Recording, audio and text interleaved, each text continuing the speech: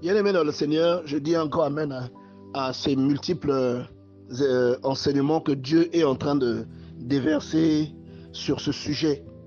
Parce que ce que nous apprenons est très, très précieux. Et j'aimerais que nous puissions nous focaliser un moment sur Genèse chapitre 1, verset 26. Il dit, puis Dieu dit, faisons l'homme à notre image, selon notre ressemblance, et qu'il domine sur les poissons de la mer, sur les oiseaux du ciel, sur le bétail et sur toute la terre. C'est-à-dire que Dieu leur donne une instruction. Mais vous voyez que ça, c'est Genèse chapitre 1, verset 26. D'accord? Et il dit au verset 27, Dieu créa l'homme à son image, il le créa à l'image de Dieu, il créa l'homme et la femme. Il créa l'homme et la femme. Vous voyez? Mais quand nous allons plus loin dans Genèse chapitre 2, au verset 6, si ma mémoire est bonne, vous voyez que Dieu, à ce moment-là, il forme un corps et il souffle dans le corps et l'homme est seul. Donc vous voyez comme s'il y avait deux types de création. Il y a Genèse chapitre 1, verset 26, où il crée l'homme et la femme à son image. Et il y a Genèse chapitre 2, verset 6, verset 7, où il crée l'homme avec la poussière. Et l'homme est seul. Là, la femme n'est plus là. Donc, dans la première création, vous voyez qu'il donne des instructions à l'homme et à la femme. Il leur dit, multipliez-vous, soyez féconds, ainsi de suite. Mais dans la deuxième référence qui parle de la création, Genèse 2, verset 7, vous voyez qu'il n'y a que l'homme qui est introduit sur la terre. Et pourquoi? C'est la question en fait qu'on doit se poser. L'homme est introduit sur la terre et Dieu lui donne un certain nombre de responsabilités. Vous voyez? Pourquoi est-ce qu'il n'y a que lui? Pourquoi lui, il a précédé? Pourquoi il est arrivé avant? Ça doit nous enseigner quelque chose. Je parle là à des frères qui ont le projet de se marier ou à des frères qui se sont déjà mariés, parce qu'il n'est jamais trop tard pour améliorer certaines choses dans nos vies, bien-aimés dans le Seigneur. L'homme est le chef du bateau. Si nous avons un homme qui n'est pas mûr, si une sœur choisit un homme qui n'est pas mûr, c'est comme si elle prenait un vol où le capitaine va conduire le vol vers un crash. C'est comme si elle prenait un bateau où le capitaine du bateau va conduire le bateau à la dérive.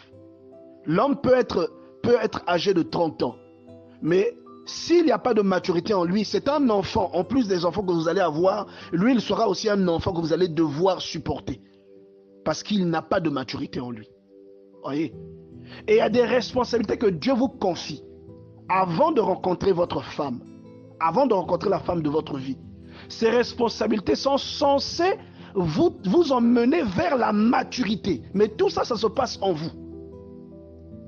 Vous arrivez le premier dans la vision, dans le domaine. Parce que ce n'est pas une surprise que Dieu emmène Ève vers Adam. Ce n'est pas une surprise que Dieu fasse dormir Adam, qu'il prenne une côte. Ce n'est pas une surprise. Et là aussi, il faut comprendre ce que ça signifie. Parce que la Bible est un livre spirituel. Vous voyez? Parce que quand vous comptez, l'homme et la femme ont exactement le même nombre de côtes. Donc on doit comprendre aussi quel est le mystère qu'il y a dedans. Pour dire que c'est de l'homme que la femme est sortie. Vous voyez? C'est pour dire qu'à l'origine, on est une seule personne. Lorsqu'on arrive sur la terre, comme on nous l'a dit tout à l'heure, on est séparés. Mais lorsqu'on se rencontre pour vivre notre destin, on est à nouveau réunis.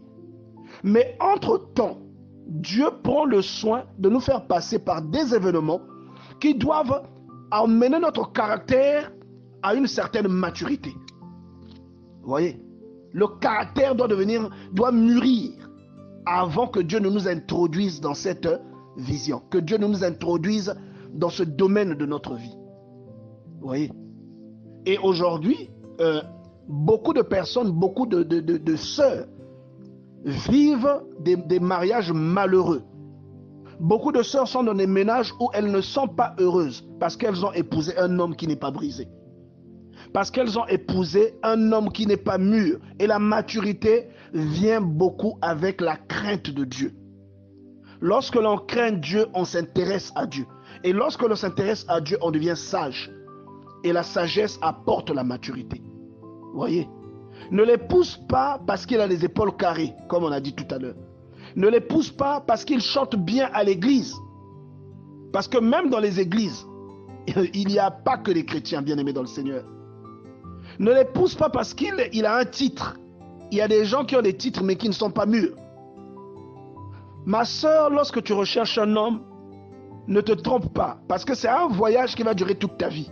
Tu ne pourras plus descendre. Il n'y a pas d'escale. Si tu fais une escale, tu tombes dans l'eau, parce que Dieu n'approuve pas le divorce. Oui, sauf pour une seule condition, l'adultère. Mais autrement, il n'approuve pas. Donc si tu descends, tu tombes dans l'eau. Vous voyez, c'est un voyage, comme on dit, j'allais le dire en anglais, mais comme on dit, un voyage aller simple. Vous voyez, aller simple, bien-aimé dans le Seigneur. Et il est important de savoir sur quels critères vous vous basez pour choisir votre homme. Lorsque Adam a vu Ève, il a reconnu Ève. Il a reconnu en Ève une complémentarité ou quelque chose qui manquait en lui. Et ça arrive, je pense que tous ceux qui sont sur la plateforme, vous serez d'accord avec moi que c'est arrivé au moins une fois à quelqu'un. Et lorsque la personne est dans votre vie, vous avez l'impression que cette personne-là, c'est comme si vous avez cherché toute votre vie. C'est comme si cette personne, vous avez manqué et que tout le temps durant, vous avez cherché cette personne. C'est comme si votre vie prend un sens avec l'arrivée de cette personne en vous. Dieu va vouloir que vous arriviez à maturité. C'est la raison pour laquelle vous voyez que Adam est